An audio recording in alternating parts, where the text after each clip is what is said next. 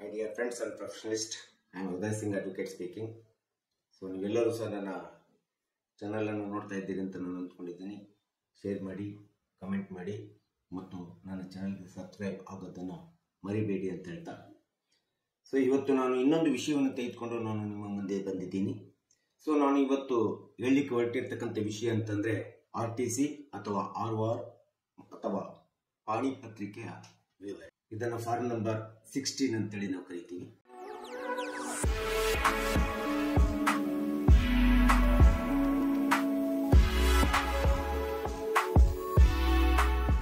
ಇವತ್ತಿನ ದಿನಗಳಲ್ಲಿ ಬಹಳಷ್ಟು ಬುದ್ಧಿವಂತರು, ವಿದ್ಯಾವಂತರು ಮತ್ತು ಉದ್ಯೋಗದಲ್ಲಿರುವಂತವರು ಇರ್ಬೋದು ಅಥವಾ ಅನಕ್ಷರಸ್ಥರು ಇರ್ಬೋದು ಅಥವಾ ಇಡೀ ಒಂದು ಸಾರ್ವಜನಿಕರಿಗೆ ಈ ಪಾಣಿ ಅಥವಾ ROR ಎಂದರೇನು ಮತ್ತು ಅದರಲ್ಲಿ ಏನೇನು ವಿವರಗಳನ್ನು ಹೊಂದಿದೆ, ಕಾಲಂ ನಂಬರ್ 1 ರಿಂದ ಹಿಡಿದು 12 ಮತ್ತು 16ರವರೆಗೆ ಏನಿದೆ ಎಂಬತಕ್ಕಂಥದ್ದನ್ನು ತಿಳ್ಕೋಬೇಕಾಗಿದೆ. ಯಾಕೆಂದ್ರೆ ಬಹಳಷ್ಟು ಜನರಿಗೆ, ವಿದ್ಯಾವಂತರಿಗೆ, ಉದ್ಯೋಗಸ್ಥರಿಗೆ, ಅನಕ್ಷರಸ್ಥರಿಗೆ, ಇಡೀ ಸಾರ್ವಜನಿಕರಿಗೆ ಇದರ ಬಗ್ಗೆ ಸಂಪೂರ್ಣ ಮಾಹಿತಿ ಇಲ್ಲ ಅಂತ ನಾನು ಅಂದ್ಕೊಂಡಿದ್ದೀನಿ.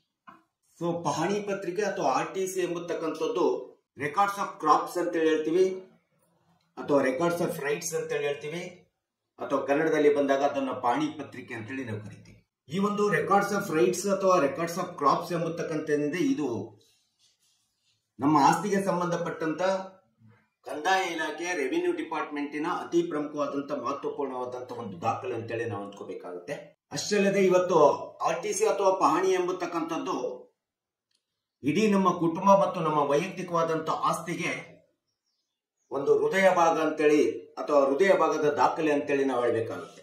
ಇನ್ನು ಯಾವುದೇ ಒಂದು ಕುಟುಂಬದೊಳಗಡೆ ನಮ್ಮ ಪೂರ್ವಜರು ಅಥವಾ ನಮ್ಮ ತಂದೆ ತಾಯಿಗಳು ಅಥವಾ ನಾವು ಮಾಡಿರ್ತಕ್ಕಂಥ ಸ್ವಯರ್ಜಿತ ಆಸ್ತಿ ಆಗಲಿ, ಈ ಒಂದು ಆಸ್ತಿ ಇವತ್ತು ನಮ್ಮ ಹೆಸರಿನಲ್ಲಿ ಜೀವಂತವಾಗಿದೆಯೋ ಅಥವಾ ಸತ್ತಿದೆಯೋ ಅಥವಾ ಇನ್ನೊಬ್ಬರ ಹೆಸರಿಗೆ ಪರಭಾರೆ ಆಗಿದೆಯೋ ಎಂಬತಕ್ಕಂಥದ್ದನ್ನ ನಮಗೆ ಸ್ಪಷ್ಟವಾದಂತ ಮಾಹಿತಿಯನ್ನ ನಾವು ತಿಳ್ಕೋಬೇಕಾದ್ರೆ ಅದು ತಿಳಿಸಿಕೊಡುವಂತ ಒಂದು ಅತಿ ಪ್ರಮುಖವಾದಂತ ರೆವಿನ್ಯೂ ದಾಖಲೆ, ನಮ್ಮ ಆಸ್ತಿಯ ದಾಖಲೆ ಅಂತಂದ್ರೆ RTC ಅಂತ ಹೇಳ್ಬೋದು, ಪಾಣಿ ಪತ್ರಿಕೆ ಅಂತೇಳಿ ನಾವು ಹೇಳಬೇಕಾಗುತ್ತೆ. ಸೊ ಇದನ್ನು ನೋಡಿದಾಗ ನಮ್ಮ ಆಸ್ತಿ ಏನಾಗಿದೆ ಎಂಬುದರ ಬಗ್ಗೆ ಸ್ಪಷ್ಟವಾದಂತ ಮಾಹಿತಿ ನಮಗೆ ಸಿಗ್ತಾ ಇದೆ. ಇಂಥ ಒಂದು ಆಸ್ತಿ ದಾಖಲೆಯನ್ನು ನಾವು ಒಂದು ವೇಳೆ ಯಾರಿಗಾದ್ರೂ ಮಾರಾಟ ಮಾಡ್ಬೇಕೆಂಬ ಸಂದರ್ಭದಲ್ಲಿ ಅಥವಾ ಯಾವುದೇ ಅಗ್ರಿಮೆಂಟ್ ಅನ್ನ ಅಥವಾ ಒಡಂಬಡಿಕೆ ಮಾಡ್ಕೋಬೇಕೆಂಬ ಸಂದರ್ಭದಲ್ಲಿ ಅಥವಾ ಒಪ್ಪಂದಗಳನ್ನು ಮಾಡ್ಕೊಳ್ಳುವಂತಹ ಸಂದರ್ಭದೊಳಗಡೆ ಮತ್ತು ಈ ಒಂದು ಆಸ್ತಿಯನ್ನ ಮಾರ್ಗೇಜ್ ಮಾಡಿ ಯಾವುದೇ ವಿಧವಾದಂತ ಆರ್ಥಿಕ ಸವಲತ್ತುಗಳನ್ನ, ಆರ್ಥಿಕ ಒಂದು ಅನುಕೂಲತೆಗಳನ್ನು ಪಡ್ಕೋಬೇಕಾದ್ರೆ ನಮಗೆ RTC ಅಥವಾ ROR ಪಹಣಿ ಬಹಳ ಮುಖ್ಯವಾಗಿರ್ತದೆ. ಇದು ಪ್ರಮುಖವಾದಂತ ದಾಖಲೆ ಆಗಿರ್ತದೆ. ಸೊ ಇಂಥ ಒಂದು ಪಹಣಿ ಅಥವಾ RTC ಒಳಗಡೆ ನಮ್ಮ ಆಸ್ತಿಯ ಹಕ್ಕು ಏನು ದಾಖಲಾಗಿರ್ತದೆ. ಈ ಒಂದು ಪಹಣಿ ಒಳಗಡೆ, RTC ಒಳಗಡೆ ಏನಾದ್ರೂ ತಪ್ಪುಗಳಾಗುವ ಅಥವಾ ಮೋಸಕ್ಕೆ ಒಳಗಾಗಿದ್ದೀವಿ, ವಂಚನೆಗೆ ಒಳಗಾಗಿದ್ದೀವಿ ಅಂತೇಳಿ ಕಂಡು ಬಂದಂತ ಸಂದರ್ಭದಲ್ಲಿ ಸಹಜವಾಗಿ ನಾವು ತಾಲೂಕ್ ನ್ಯಾಯಾಲಯ ಇರ್ಬೋದು, ತಾಲೂಕ್ ಕೋರ್ಟ್ ಇರ್ಬೋದು, AC ಕೋರ್ಟ್ ಇರ್ಬೋದು, DC ಕೋರ್ಟ್ ಇರ್ಬೋದು ಅಥವಾ ಸಿವಿಲ್ ನ್ಯಾಯಾಲಯಗಳಿಗೆ ಅಲೆದಾಡುವಂತಹದ್ದು ತಪ್ಪೋದಿಲ್ಲ ಎಂಬತಕ್ಕಂಥದ್ದನ್ನ ನಾವೆಲ್ಲರೂ ಸಹ ನೆನ್ಪಿಟ್ಕೋಬೇಕಾಗುತ್ತೆ. ಆದ್ದರಿಂದ ಇಂಥ ಒಂದು RTC ಅಥವಾ ROR ಒಳಗಡೆ ಕಾಲಂ ನಂಬರ್ 1 ರಿಂದ 12 ಮತ್ತು 16ರವರೆಗೆ ಏನೇನು ವಿವರಗಳನ್ನ ಕೊಟ್ಟಿದೆ, ಆ ವಿವರಗಳು ಏನೇನಿದ್ದಾವೆ ಅವುಗಳನ್ನ ನಾವು ಗಮನ ಹರಿಸಿ ಅದನ್ನ ತಿಳ್ಕೋಬೇಕಾಗುತ್ತೆ.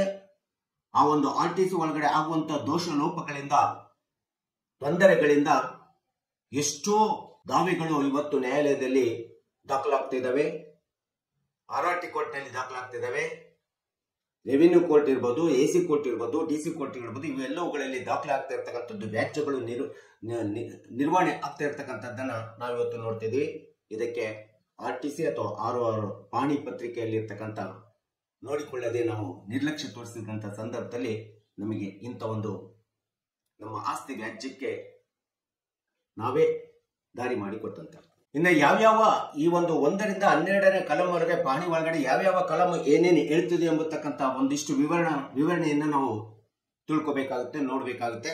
ನೀವು ಒಂದು ಪಾಣಿಯನ್ನು ತೆಗೆದು ನೋಡಿದಾಗ ಕಲಂ 1 ನಮಗೆ ಸ್ಪಷ್ಟವಾಗಿ ಹೇಳ್ತದೆ ನಮ್ಮ ಆಸ್ತಿಯ ಅಥವಾ ನಮ್ಮ ಸ್ವಯಾರ್ಜಿತ ಆಸ್ತಿ ಅಥವಾ ಕುಟುಂಬದ ಆಸ್ತಿಯ ಸರ್ವೆ ನಂಬರ್ ಅನ್ನ ನಮಗೆ ಹೇಳ್ತದೆ. ಅದು ಸರ್ವೆ ನಂಬರ್ 167 ಇರ್ಬೋದು, 172 ಇರ್ಬೋದು, 173 ಇರ್ಬೋದು. ನಮ್ದು ಏನು ಸರ್ವೆ ನಂಬರ್ ಇರ್ತದೆ ಆ ಸರ್ವೆ ನಂಬರ್ ಬಗ್ಗೆ ಸ್ಪಷ್ಟ ಮಾಹಿತಿಯನ್ನು ಕಾಲಂ ನಂಬರ್ 1 ಕೊಡ್ತಿದೆ. ಇನ್ನು ಕಾಲಂ ನಂಬರ್ 2 ಎಂಬತಕ್ಕಂತ ಪಾಣಿ ಪತ್ರಿಕೆ ಒಳಗಡೆ ನಾವು ಏನು ಮೂಲ ಸರ್ವೆಯನ್ನು ಹೊಂದಿರ್ತೇವೆ, ಉದಾಹರಣೆಗೆ 67 ಸರ್ವೆ ಪ್ರಾರಂಭ ಆಗಿರ್ತದೆ ನಮ್ದು. ಆ ಒಂದು ಮೂಲ ಸರ್ವೆ ನಂಬರ್ನೊಳಗಡೆ ಕಾಲಂ 2 ನಮ್ಮ ಈಸ ಬಗ್ಗೆ ಹೇಳ್ತದೆ. ಅಂದ್ರೆ ಮೂಲ ಸರ್ವೆ ಒಳಗಡೆ ಇರ್ತಕ್ಕಂಥ ಭೂಮಿ ಎಷ್ಟು ವಿಭಾಗವಾಗಿದೆ, 67/1, 67/2, 67/3 ಅಥವಾ 171/1, 172/2 ಈ ರೀತಿಯಾದಂತ ಆ ಆಸ್ತಿಯ ಈಸ ಎಷ್ಟೆಷ್ಟು ವಿಭಜನೆ ಆಗಿ ಹೋಗಿದೆ ಎಂಬುದರ ಬಗ್ಗೆ ಸಹ ಕಾಲಂ 2 ಕೇಳತಕ್ಕಂಥ ನಾವು ನೋಡ್ತೀವಿ. ಇನ್ನು ಕಾಲಂ ನಂಬರ್ 3 ತುಂಬಾ ಮಹತ್ವಪೂರ್ಣವಾದಂತ ಒಂದು ಕಾಲಂ ಆಗಿದೆ. ಇದು ನಮ್ಮ ಆಸ್ತಿಯ ಕೇತುವಾರು ಬಗ್ಗೆ ಹೇಳ್ತದೆ. ನಮ್ಮ ಆಸ್ತಿ ಎಷ್ಟು ಎಕರೆ ಇದೆ, ಆಸ್ತಿಯ ವಿಸ್ತೀರ್ಣ ಬಗ್ಗೆ ಹೇಳ್ತದೆ, ಎಷ್ಟು ಎಕರೆ ಇದೆ, ಎಷ್ಟು ಗುಂಟೆ ಇದೆ ಮತ್ತು ಎಷ್ಟು ಖರಾಬ್ನಲ್ಲಿ ಹೋಗಿದೆ. ಇನ್ನ ಖರಾಬಿಗೆ ಹೋಗಿರ್ತಕ್ಕಂಥ ಆಸ್ತಿಯನ್ನು ಬಿಟ್ಟು ಒಟ್ಟು ವಿಸ್ತೀರ್ಣ ಎಷ್ಟು ಎಕರೆ ಇದೆ, ಎಷ್ಟು ಗುಂಟೆ ಇದೆ ಎಂಬತಕ್ಕಂಥದ್ದನ್ನ ಹೇಳತಕ್ಕಂಥ ಕಾಲಂ 3ನೇ ಕಾಲಂ ಆಗಿದೆ. ಈ 3ನೇ ಕಾಲಂನಲ್ಲಿ ಖರಾಬ್ ಬಗ್ಗೆನೂ ಸಹ ಹೇಳ್ತದೆ. ಆ ಖರಾಬ್ ನಲ್ಲಿ 2 ವಿಧವಾದಂತ ಖರಾಬ್ ಬರ್ತವೆ. ಖರಾಬ್ ಪುಟ್ ಖರಾಬ್ ಆ ಅಂತೇಳಿ ಹೇಳ್ತದೆ, ಪುಟ್ ಖರಾಬ್ ಬಿ ಅಂತೇಳಿ ಬರ್ತದೆ. ಈ 2 ವಿಧವಾದಂತ ಖರಾಬ್ಗಳಲ್ಲಿ ಪುಟ್ ಖರಾಬ್ ಆವನ್ನ ತೆಗೆದುಕೊಂಡಾಗ ನಮ್ಮ ಆಸ್ತಿ ಒಳಗಡೆ ವಿಸ್ತೀರ್ಣ ಹೊಂದಿರತಕ್ಕಂಥ ಎಷ್ಟು ಎಕರೆ ಗುಂಟೆ ಒಳಗಡೆ ಎಷ್ಟು ಪುಟ್ ಖರಾಬ್ ಆಗಿ ಹೋಗಿದೆ. ಅಂದ್ರೆ ಪುಟ್ ಖರಾಬ್ ಆ ಅಂತಂದ್ರೆ ಆ ಆಸ್ತಿ ಉಳ್ಲಿಕ್ಕೆ ಯೋಗ್ಯವಿಲ್ಲ ಅಥವಾ ವ್ಯವಸಾಯ ಮಾಡ್ಲಿಕ್ಕೆ ಯೋಗ್ಯವಿಲ್ಲ ಎಂಬತಕ್ಕಂಥ ಆಸ್ತಿಯನ್ನು ನಾವು ಪುಟ್ ಖರಾಬ್ ಆ ಅಂತೇಳಿ ಕರಿತೀವಿ. ಅದೇ ಪುಟ್ ಖರಾಬ್ ಬಿ ಅಂತಂದ್ರೆ ಆಸ್ತಿ ಉಳ್ಲಿಕ್ಕೆ ವ್ಯವಸಾಯ ಮಾಡ್ಲಿಕ್ಕೆ ಯೋಗ್ಯವಿರ್ತದೆ, ಆದರೆ ನಾವು ಆಸ್ತಿಯ ಮಾಲೀಕರು ಇರ್ಬೋದು ಅಥವಾ ಸಾರ್ವಜನಿಕರು ಇರ್ಬೋದು, ನಮ್ಮ ಹೊಲದಲ್ಲಿ ತಿರುಗಾಡ್ಲಿಕ್ಕೆ ನಾವು ಏನ್ ಬದು ಅಂತೇಳಿ ಮಾಡ್ಕೊಂಡಿರ್ತೀವಲ್ಲ, ಆ ಬದುವನ್ನ ನಾವು ಸಹಜವಾಗಿ ಪುಟ್ ಖರಾಬ್ ಬಿ ಅಂತೇಳಿ ನಾವು ಕರಿತೀವಿ. ಬದು ಭೂಮಿ ಅಂತೇಳಿ ಇರ್ತದೆ, ಹಳ್ಳಿಗಳಲ್ಲಿ ನಾವು ನೋಡಿರ್ತೀವಿ, ಹೊಲದಲ್ಲಿ ಹೋದಂತ ತಿರುಗಾಡದಂತ ತಂದದ್ದೇ ಆ ಬದುವನ್ನ ನಾವು ಸಾರ್ವಜನಿಕರಿಗೋಸ್ಕರ ಅಡ್ಡಾಡ್ಲಿಕ್ಕೆ ಮತ್ತು ಆಸ್ತಿಯ ಮಾಲೀಕರು ಅಡ್ಡಾಡ್ಲಿಕ್ಕೆ ಬಿಡುವಂತದ್ದನ್ನ ಆ ಬದುಗೆ ಪುಟ್ ಖರಾಬ್ ಬಿ ಅಂತೇಳಿ ನಾವು ಕರೀತಾ ಇದ್ದೀವಿ. ಇದು 3ನೇ ಕಾಲಂ ನಲ್ಲಿ ಹೇಳ್ತಾರೆ. ಇನ್ನು 4ನೇ ಕಾಲಂ ಏನ್ ಹೇಳ್ತದೆ ಅಂತಂದ್ರೆ ಇದು ಸಹ ಬಹಳ ಮುಖ್ಯವಾಗಿರ್ತಕ್ಕಂಥದ್ದು. ನಮ್ಮ ಆಸ್ತಿ ಎಷ್ಟು ರೆವಿನ್ಯೂ ಲ್ಯಾಂಡ್ ಆಗಿದೆ ಮತ್ತು ಎಷ್ಟು ಭೂಕಂದಾಯದ ವ್ಯಾಪ್ತಿ ಒಳಗಡೆ ಬರ್ತದೆ ಮತ್ತು ಎಷ್ಟು ಆಸ್ತಿಯನ್ನ ನಾವು ನೀರಾವರಿಗೋಸ್ಕರ ಉಪಯೋಗಿಸ್ತಾ ಇದ್ದೀವಿ ಮತ್ತು ಅದರ ದರ ಏನು, ಜೋಡಿ ಭೂಮಿಯ ಕಂದಾಯ ಏನಾಗ್ತಾ ಇದೆ ಮತ್ತು ಎಷ್ಟು ಭೂಮಿ ಚೆಸ್ ಒಳಗಡೆ ಬರ್ತದೆ ಎಂಬತಕ್ಕಂಥದ್ದನ್ನ ಇದೆಲ್ಲದನ್ನ ತಿಳಿಸಿಕೊಡ್ತಕ್ಕಂಥದ್ದು ಕಾಲಂ 4 ಆಗಿದೆ. ಇನ್ನು ಕಾಲಂ 5 ಮತ್ತು 6 ನಾವು ನೋಡ್ತಾ ಹೋದ್ರೆ ಭೂಮಿಯ ಉಪಯೋಗ ಮತ್ತು ಅದರ ಉಪಯೋಗದ ವರ್ಗ ಏನಾಗಿದೆ, ಎಷ್ಟೆಷ್ಟು ಭೂಮಿ ಉಪಯೋಗ ಆಗ್ತದೆ, ಯಾವ್ಯಾವ ವರ್ಗದಲ್ಲಿ ಭೂಮಿ ಉಪಯೋಗ ಆಗ್ತಾ ಇದೆ ಎಂಬುದರ ಬಗ್ಗೆ ಕಾಲಂ 5 ಮತ್ತು 6 ಹೇಳ್ತದೆ. ಹಾಗೆ ಕಾಲಂ 7 ನಾವು ನೋಡ್ತಾ ಇದ್ರೆ ಎಷ್ಟು ಎಕರೆ ಭೂಮಿಯನ್ನ ನಾವು ಉಪಯೋಗಿಸ್ಕೊಳ್ತಾ ಇದ್ದೀವಿ, ಎಷ್ಟು ಉಪಯೋಗಕ್ಕೆ ಆಗ್ತಾ ಇಲ್ಲ ಎಂಬತಕ್ಕಂಥದ್ದನ್ನ ಸ್ಪಷ್ಟವಾಗಿ ತಿಳಿಸುವಂತದ್ದೇ ಕಾಲಂ 7 ಆಗಿದೆ. ಇನ್ನು ಕಾಲಂ 8 ನೋಡ್ತಾ ಹೋದ್ರೆ ಇದರಲ್ಲಿ ಕುಷ್ಕಿ ಭೂಮಿ ಅಂತೇಳಿ ಬರ್ತದೆ, ತೆರಿ ಭೂಮಿ ಅಂತೇಳಿ ಬರ್ತದೆ ಮತ್ತು ಬೆಳಿಲಿಕ್ಕೆ ಭೂಮಿಯ ಕಪ್ಪು ಭೂಮಿ ಅಥವಾ ಕೆಂಪು ಭೂಮಿ, ಕಪ್ಪು ಭೂಮಿ ಎಷ್ಟಿದೆ, ಕೆಂಪು ಭೂಮಿ ಎಷ್ಟಿದೆ, ಭಾಗ್ಯದ ಭೂಮಿ ಎಷ್ಟಿದೆ, ಬೋಗಸ್ತ ಭೂಮಿ ಎಷ್ಟಿದೆ, ಈ ರೀತಿ ಒಂದು ನಮ್ಮ ಆಸ್ತಿಯ ಬೆಳೆಗೆ ಬೇಕಾಗಿರ್ತಕ್ಕಂಥ ಬೆಳೆಯುವಂತ ಆ ಫಲವತ್ತಾದ ಭೂಮಿಯ ಬಗ್ಗೆ ಕರಿ ಭೂಮಿ ಅಥವಾ ಕಪ್ಪು ಭೂಮಿ ಮತ್ತು ಕೆಂಪು ಭೂಮಿ, ಬೋಗಸ್ತ ಭೂಮಿ ಎಷ್ಟಿದೆ ಎಂಬತಕ್ಕಂಥದ್ರ ಬಗ್ಗೆ ಸ್ಪಷ್ಟವಾದಂತ ವಿವರಣೆಯನ್ನ ನಮಗೆ 8ನೇ ಕಾಲಂ ಹೇಳತಕ್ಕಂಥದ್ದನ್ನು ನಾವು ನೋಡುತ್ತೀವಿ. ನಾವು ಹೇಳ್ತೀವಿ ಎರೆ ಮಣ್ಣಿದೆ, ಕೆಂಪು ಮಣ್ಣಿದೆ ಅಂತೇಳಿ. ಎರೆ ಮಣ್ಣಿದ್ದಾಗ ಭೂಮಿ ಅಷ್ಟು ಫಲವತ್ತಾದ ಭೂಮಿ ಅನ್ಸೋದಿಲ್ಲ ಬೆಳೆಗಳನ್ನು ಬೆಳಿಲಿಕ್ಕೆ. ಅದೇ ಕೆಂಪು ಮಣ್ಣಿದ್ದಾಗ ಬೆಳೆಯನ್ನು ಬೆಳಿಲಿಕ್ಕೆ ಆ ಭೂಮಿಯ ಮೌಲ್ಯ ಸಹ ಹೆಚ್ಚಾಗಿರ್ತಕ್ಕಂಥದ್ದನ್ನ ನಾವಿಲ್ಲಿ ನೋಡ್ತಾ ಇದ್ದೀವಿ. ಈ ಒಂದು ಸ್ಪಷ್ಟವಾದಂತ ವಿವರಣೆಯನ್ನ ಕಾಲಂ 8 ಕೊಡ್ತಕ್ಕಂಥದ್ದನ್ನು ನಾವು ನೋಡ್ತೀವಿ. ಇನ್ನು ಇಡೀ ನಮ್ಮ ಪಹಣಿ ಪತ್ರಿಕೆ ಒಳಗಡೆ ROR ಒಳಗಡೆ RTC ಒಳಗಡೆ ನಮ್ಮ ಭೂಮಿಯ, ನಮ್ಮ ಆಸ್ತಿಯ ಒಂದು ಹೃದಯ ಭಾಗವಾದಂತ ಕಾಲಂ ಅಂತೇಳಿ ನಾವು ಕರಿತೀವಿ. ಆ ಹೃದಯ ಭಾಗವಾದಂತ ಕಾಲಂ ಅಂತಂದ್ರೆ ಅದನ್ನ ಕಾಲಂ ನಂಬರ್ 9 ಅಂತೇಳಿ ಹೇಳ್ತೀವಿ. ಯಾಕೆ ಈ ಕಾಲಮನ್ನ 9ನೇ ಕಾಲಂಗೆ ಅತಿ ಹೆಚ್ಚಿನ ಪ್ರಾಮುಖ್ಯತೆಯನ್ನ, ಮಹತ್ವಪೂರ್ಣವನ್ನ ಪ್ರತಿಯೊಬ್ಬರು ಸಹ ಗಮನ ಹರಿಸಬೇಕಾಗುತ್ತೆ. ಇದಕ್ಕೆ ಮೂಲ ಕಾರಣ ಅಂತಂದ್ರೆ ಈ ಕಾಲಂ ನಂಬರ್ 9 ಕಬ್ಜಾದಾರರು ಯಾರಿದ್ದಾರೆ, ಸ್ವಾಧೀನತ್ವ ಯಾರಲ್ಲಿದೆ, ಮಾಲೀಕತ್ವ ಯಾರಲ್ಲಿದೆ ಎಂಬತಕ್ಕಂಥದ್ದನ್ನ ತಿಳಿಸಿಕೊಡ್ತದೆ. ನಮ್ಮ ಹೆಸರುಗಳಿರ್ತವೆ, ನಮ್ಮ ತಂದೆ ತಾಯಿಗಳ ಹೆಸರು ಇರ್ತವೆ, ನಮ್ಮ ಪೂರ್ವಜರ ಹೆಸರು ಇರ್ತದೆ ಮತ್ತು ಆಸ್ತಿ ಯಾರಾದ್ರೂ ಬೇರೆಯವರ ಸ್ವಾಧೀನದಲ್ಲಿದೆಯಾ, ಪೊಸೆಷನ್ ನಲ್ಲಿ ಬೇರೆಯವರಿದ್ದಾರ, ಇವರೆಲ್ಲರುಗಳ ಹೆಸರುಗಳು ಮತ್ತು ವಿಳಾಸವನ್ನ ಸ್ಪಷ್ಟವಾಗಿ ತಿಳಿಸಿಕೊಡ್ತಕ್ಕಂಥ ಕಾಲಂ ಅಂತಂದ್ರೆ 9ನೇ ಕಾಲಂ ಆಗ್ತದೆ. ಒಂದು ವೇಳೆ ಈ ಆಸ್ತಿ ನಮ್ಮ ಆಸ್ತಿ ಪೂರ್ವಜರ ಹೆಸರಲ್ಲಿ ಅಥವಾ ನಮ್ಮ ಯಾರ್ದೋ ಅಕ್ಕ ತಂಗಿರೋ ಅಣ್ಣ ತಮ್ಮಂದಿರ ಹೆಸರಲ್ಲಿ ಜಂಟಿ ಖಾತೆ ಇತ್ತು ಅಂತಂದ್ರೆ ಈ ಆಸ್ತಿ ಜಂಟಿ ಖಾತೆ ಇದೆ ಎಂಬತಕ್ಕಂಥದ್ರ ಬಗ್ಗೆ ಸ್ಪಷ್ಟವಾಗಿ ತಿಳಿಸ್ಕೊಡ್ತದೆ. ಈ ರೀತಿಯಾದಂತ ಕಲಂ 9 ಅತಿ ಪ್ರಮುಖವಾದಂತ ಹೃದಯ ಭಾಗ ಅಂತೇಳಿ ಹೇಳ್ಬೋದು. ನಮ್ಮ ಆಸ್ತಿಗೆ ನಮ್ಮ ಪಾಣಿ ಪತ್ರಿಕೆ ಒಳಗಡೆ ಈ ಒಂದು ಕಲಂ 9 ತುಂಬಾ ಶ್ರೇಷ್ಠವಾದಂತ ಕಲಂ ಅಂತೇಳಿ ನಾವು ಹೇಳ್ತೀವಿ. ಇನ್ನು 10ನೇ ಕಲಮನ್ನ ನೀವು ನೋಡ್ತಾ ಹೋದ್ರೆ 10ನೇ ಕಲಂನೊಳಗಡೆ MR ನಂಬರ್ ಬಂದಿರ್ತದೆ. ಅಂದ್ರೆ ನಾವು ಮುಟೇಶನ್ ಮಾಡಿಸಿದಂತ ಸಂದರ್ಭದಲ್ಲಿ ಯಾರಿಂದ ಯಾರಿಗೆ ಯಾವಾಗ ಮುಟೇಶನ್ ಆಗಿದೆ, ಯಾವ ವರ್ಷ ಮುಟೇಶನ್ ಆಗಿದೆ, ಮುಟೇಶನ್ ರೆಕಾರ್ಡ್ಸ್ ನಂಬರ್ ಏನಿದೆ, ಉದಾಹರಣೆಗೆ 1570 ಇರ್ಬೋದು, 13442 ಇರ್ಬೋದು, ಖಾತೆ ನಂಬರ್ H 144 217 ನಿಂದ 218 ಹೀಗೆ ಯಾವಾಗ ಮುಟೇಶನ್ ಆಗಿದೆ, ಆ ಮುಟೇಶನ್ ಎಲ್ಲಿಯವರೆಗೆ ಕಂಟಿನ್ಯೂ ಆಗಿದೆ, ಯಾವ ದಿನಾಂಕದೊಂದು ಮುಟೇಶನ್ ಆಗಿದೆ ಎಂಬತಕ್ಕಂಥ ಸ್ಪಷ್ಟ ವಿವರಣೆಯನ್ನ ಈ ಕಲಂ 10ರಲ್ಲಿ ಪಾಣಿಯಲ್ಲಿ ನಾವು ನೋಡಬೇಕಾಗುತ್ತೆ. ಸೊ ಹಾಗೆ ಇನ್ನೊಂದು ಅತಿ ಪ್ರಮುಖವಾದಂತ ಕಲಂ ಅಂದ್ರೆ ಕಲಂ 11. ಈ ಒಂದು ಕಲಂನಲ್ಲಿ ಋಣಭಾರದ ಬಗ್ಗೆ ಹೇಳ್ತಿದೆ. ಋಣಭಾರ ಅಂತಂದ್ರೆ ನಾವು ನಮ್ಮದೇ ಆದ ಆಸ್ತಿಯನ್ನ ಯಾರೋ ನಮ್ಮವರೇ ಅನುಭವಿಸ್ತಾ ಇರ್ತಾರೆ, ಅಥವಾ ನಮ್ಮ ಅಣ್ಣ ತಮ್ಮಂದಿರೋ ಇನ್ಯಾರೋ ಅಥವಾ ಚಿಕ್ಕಪ್ಪ ದೊಡ್ಡಪ್ಪರು ಅನುಭವಿಸ್ತಾ ಇರ್ತಾರೆ. ಅನುಭವಿಸುವಂತ ಸಂದರ್ಭದಲ್ಲಿ ನಾವು ಅವರ ಮೇಲೆ ವಿಶ್ವಾಸ ಇಟ್ಟು ಆ ಆಸ್ತಿಯನ್ನ ಅನುಭವಕ್ಕೆ ಬಿಟ್ಟು ಬಂದಿರ್ತೀವಿ. ಅಂತ ಸಂದರ್ಭದಲ್ಲಿ ಈ ಕಲಂ ನಂಬರ್ 11 ಏನ್ ತೋರಿಸ್ತಿದೆ ಅಂತಂದ್ರೆ ಎಲ್ಲದ ಆಸ್ತಿ ಅನುಭವನೂ ಅವರೇ ಮಾಡ್ತಿರ್ತಾರೆ.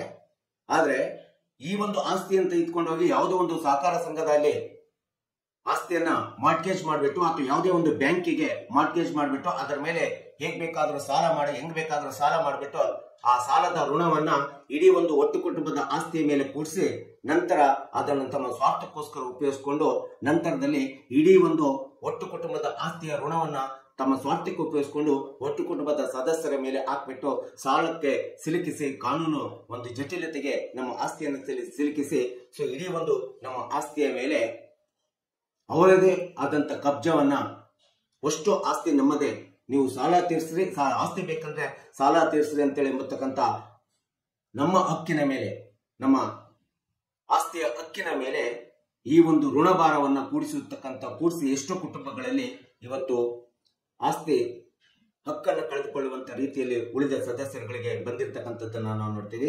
ಅದಕ್ಕೆ ಕಲಂ ನಂಬರ್ 11 ಬಹಳ ಮಹತ್ವಪೂರ್ಣವಾಗಿರ್ತಕ್ಕಂಥದ್ದು. ನೀವು ಪಾಣಿ ಪತ್ರಿಕೆಯನ್ನು ತೆಗೆದುಕೊಳ್ಳುವಂತ ಸಂದರ್ಭದಲ್ಲಿ ಆ ಕಲಂ 11ರಲ್ಲಿ ಏನಾದರೂ ಋಣಭಾರ ಇತ್ತು ಅಂತಂದ್ರೆ ಯಾರೋ ಮಾಡಿದ ಸಾಲಕ್ಕೆ, ಯಾರೋ ಮಾಡಿದ ಋಣಕ್ಕೆ ಅದನ್ನ ತೀರಿಸುವಂತ, ನಾವು ಯಾವುದೇ ಋಣವನ್ನು ಅನುಭವಿಸದಿದ್ದು ಸಹ ಅದನ್ನು ತೀರಿಸುವಂತ ಪರಿಸ್ಥಿತಿ ನಮ್ಮ ಮೇಲೆ ಬರ್ತದೆ. ಇದನ್ನು ನೀವು ಸ್ಪಷ್ಟವಾಗಿ ನೋಡ್ಕೋಬೇಕಾಗುತ್ತೆ. ಕಲಂ ನಂಬರ್ 11. ಇನ್ನು ಕಲಂ ನಂಬರ್ 12ರಲ್ಲಿ ಈ ಒಂದು ಆಸ್ತಿ ಏನಿದೆಯಲ್ಲ ಪಾಣಿ ಒಳಗಡೆ ಕೆಳಗಡೆ ಇರ್ತದೆ.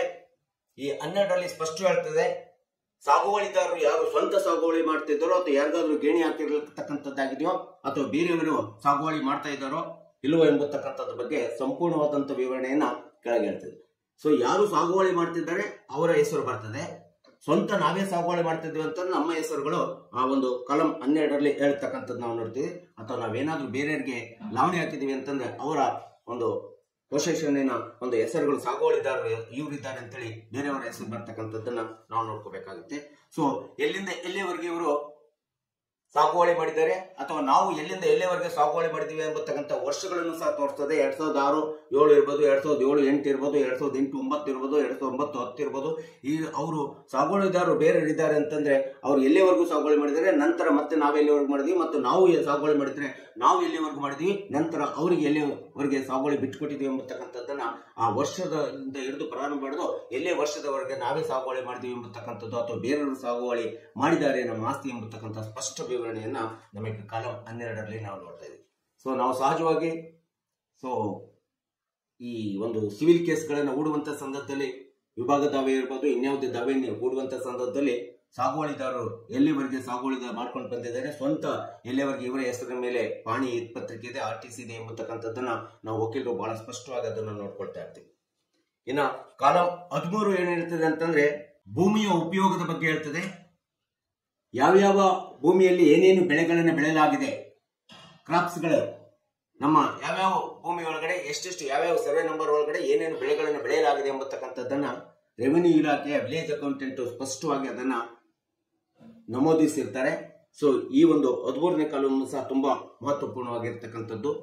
ಇನ್ನು ಕಾಲಂ 14 ಎಷ್ಟು ಎಕರೆ ಮತ್ತು ಎಷ್ಟು ಎಕರೆ ಒಳಗಡೆ ಎಷ್ಟು ಉತ್ಪತ್ತಿ ಮತ್ತು ಬೆಳೆಯ ಉತ್ಪಾದನೆ ಆಗ್ತಾ ಇದೆ ಎಂಬತಕ್ಕಂಥದ್ದನ್ನ ತಿಳಿಸ್ತದೆ. ಯಾವ್ಯಾವ ಎಕರೆ ಒಳಗಡೆ ಏನೇನು ಬೆಳೆದಿದ್ವಿ, ಯಾವ ಬೆಳೆ ಎಷ್ಟೆಷ್ಟು ಉತ್ಪತ್ತಿಯನ್ನು ಕೊಡ್ತದೆ, ಉತ್ಪಾದನೆಯನ್ನು ಕೊಟ್ಟಿದೆ ಎಂಬತಕ್ಕಂಥದ್ರ ಬಗ್ಗೆ ಸ್ಪಷ್ಟವಾಗಿ ಕಾಲಂ ನಂಬರ್ 14 ಹೇಳ್ತದೆ. ಇನ್ನು ಕಾಲಂ 15 ಮಿಶ್ರಿತ ಬೆಳೆ ಎಷ್ಟು, ಮಿಶ್ರಿತವಿಲ್ಲದೆ ಇರತಕ್ಕಂಥ ಬೆಳೆ ಎಷ್ಟು. ಕೆಲವೊಂದು ಸಂದರ್ಭದಲ್ಲಿ ಏನ್ ಮಾಡ್ತೀವಿ ಅಂತಂದ್ರೆ, ಸೊ ತರಕಾರಿಗಳನ್ನು ಬೆಳಿತೀವಿ, ಜೊತೆಗೆ ಅದ್ರ ಜೊತೆಗೆ ಒಂದು ಬೆಳೆಯನ್ನ ಬೆಳಿತೀವಿ, ಮಲ್ಟಿ ಪರ್ಪಸ್ ಕ್ರಾಪ್ಸ್ ಗಳನ್ನ ಬೆಳೆಯತಕ್ಕಂಥದ್ದು ನಾವು ನೋಡ್ತೀವಿ. ಇದನ್ನ ಮಿಶ್ರಿತ ಬೆಳೆ ಅಂತ ಹೇಳ್ತೀವಿ. ಮಿಶ್ರಿತ ಬೆಳೆಯ ಹೆಸರುಗಳೇನು ಎಂಬತಕ್ಕಂಥದ್ರ ಬಗ್ಗೆ ಸ್ಪಷ್ಟವಾಗಿ ಕಾಲಂ 15 ನಮಗೆ ತಿಳಿಸ್ಕೊಡ್ತಕ್ಕಂಥದ್ದನ್ನ ನಾವಿಲ್ಲಿ ನೋಡ್ತಾ ಇದ್ದೀವಿ. ಇನ್ನು ಕಾಲಂ 16ರಲ್ಲಿ ಮಿಶ್ರಿತ ಬೆಳೆ ಎಷ್ಟು ಎಕರೆ ಒಳಗಡೆ ಮಿಶ್ರಿತ ಬೆಳೆ ಬೆಳೆದಿದೆ ಎಂಬುದರ ಬಗ್ಗೆ ಸ್ಪಷ್ಟವಾದಂತ ವಿವರಣೆಯನ್ನ ಕಾಲಂ 16 ಕೊಡ್ತದೆ. ಸೊ ಹೀಗೆ ನಮ್ಮ RTC ಅಥವಾ ROR ಎಂಬತಕ್ಕಂಥದ್ದು ನಮ್ಮ ಆಸ್ತಿಯ ಒಂದು ಕೇಂದ್ರ ದಾಖಲೆ ಆಗ್ತದೆ, ರೆವಿನ್ಯೂ ದಾಖಲೆ ಆಗ್ತದೆ, ಕಂದಾಯ ದಾಖಲೆ ಆಗ್ತದೆ. ಈ ಒಂದು RTCಯನ್ನ ಮತ್ತು RTCಯಲ್ಲಿ ಇರ್ತಕ್ಕಂಥ ಎಲ್ಲ ಕಾಲಂಗಳ ವಿಷಯಗಳನ್ನ ವಿವರಗಳನ್ನ ನಾವು ಸ್ಪಷ್ಟವಾಗಿ ತಿಳ್ಕೊಳ್ಳಿಲ್ಲ, ಅದರಲ್ಲಿ ಏನಾದ್ರೂ ನಮಗೆ ತೊಂದರೆ ಆಗ್ತದೆ ಅಥವಾ ಅದರಲ್ಲಿ ಏನಾದ್ರೂ ಮೋಸ ವಂಚನೆಗೆ ಒಳಗಾಗಿದ್ದೀವಿ ಅಂತಂದ್ರೆ ಸಹಜವಾಗಿ ನಮ್ಮ ಆಸ್ತಿ ವ್ಯಾಜ್ಯಕ್ಕೆ ಬೀಳ್ತದೆ, ದಾವೆ ಹಾಗೆ ಬೀಳತಕ್ಕಂಥದ್ದು ನಾವು ತಾಲೂಕು ಆಫೀಸ್ ನಲ್ಲಿ ಇರ್ಬೋದು, AC ಕೋರ್ಟ್ ನಲ್ಲಿ ಇರ್ಬೋದು, DC ಕೋರ್ಟ್ ನಲ್ಲಿ ಇರ್ಬೋದು, ಅಥವಾ ಸಿವಿಲ್ ನ್ಯಾಯಾಲಯದಲ್ಲಿ ದಾವೆಯಾಗಿ ಬೀಳತಕ್ಕಂಥದ್ರಲ್ಲಿ ಎರಡು ಮಾತಿಲ್ಲ ಅಂತೇಳಿ ನಾವು ಹೇಳ್ತಿದ್ವಿ. ಅದಕ್ಕೋಸ್ಕರ ನಾವು ಯಾವಾಗ್ಲೂ ಸಹ ನಮ್ಮ ಸರ್ವೆ ನಂಬರ್ ಕಾಲಂ 1ರಿಂದ ಹಿಡಿದು ಕಾಲಂ 12 ಮತ್ತು 16ರವರೆಗೆ ಪ್ರತಿಯೊಬ್ಬರು ಸಹ ಈ ಒಂದು ಪಾಣಿ ಪತ್ರಿಕೆಯನ್ನ ಅಥವಾ ROR ಅನ್ನ RTCಯನ್ನ ಆಗಾಗ್ಗೆ ತೆಗೆಸ್ಕೊಂಡು ನೋಡ್ತಾ ಇರಬೇಕು.